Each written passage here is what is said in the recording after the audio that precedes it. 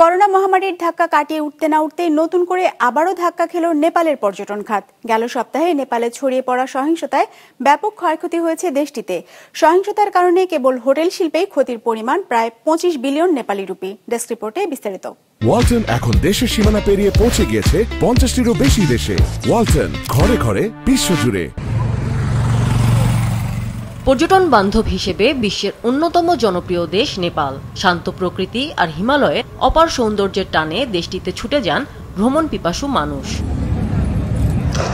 তবে দুর্নীতির বিরুদ্ধে প্রতিবাদ এবং সামাজিক যোগাযোগ মাধ্যম বন্ধ করে দেওয়ার প্রতিবাদে গেল সপ্তাহে অশান্ত হয়ে ওঠে নেপাল। আন্দোলন সহিংসতা ধারণ করে ভয়াবহ রূপ। দেশ জুড়ে বিভিন্ন গুরুত্বপূর্ণ রাষ্ট্রীয় অবকাঠামো ভাঙচুর ও অগ্নিসংযোগ করে জেনজি বিক্ষোভকারীরা।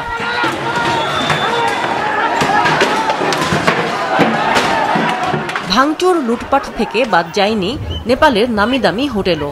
অথচ পর্যটন চালিত নেপালের অর্থনীতির একটি গুরুত্বপূর্ণ রাজস্বই আসে এই হোটেল শিল্প থেকে।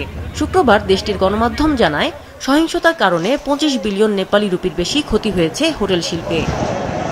হোটেল অ্যাসোসিয়েশন নেপালের জারি করা এক বিবৃতির বরাত দিয়ে মাই রিপাবলিকা নিউজ জানিয়েছে, সহিংসতায় সবচেয়ে বেশি ক্ষতিগ্রস্ত হয়েছে কাঠমান্ডুর হিলটন হোটেল, যার আর্থিক ক্ষতির পরিমাণ 8 বিলিয়ন রুপির বেশি।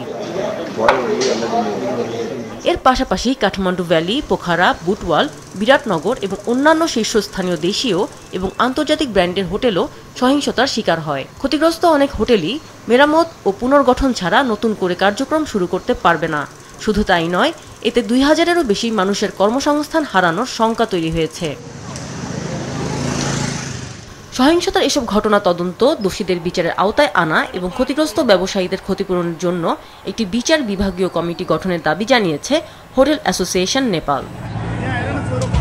হোটেল মেরামত ও পুনর্গঠনে একটি অর্থনৈতিক ত্রাণ প্যাকেজ চালু করতে সরকারের প্রতি আহ্বানও জানায় সংস্থাটি। তাদের দাবি, পর্যটন ব্যবস্থা উন্নয়ন এবং দেশের অর্থনৈতিক স্থিতিশীলতার জন্য বিনিয়োগকারীদের আস্থা পুনরুদ্ধার করা অত্যন্ত গুরুত্বপূর্ণ। আমিনা লুসি, বিজনেস রিপোর্ট, মাছরাঙা টেলিভিশন।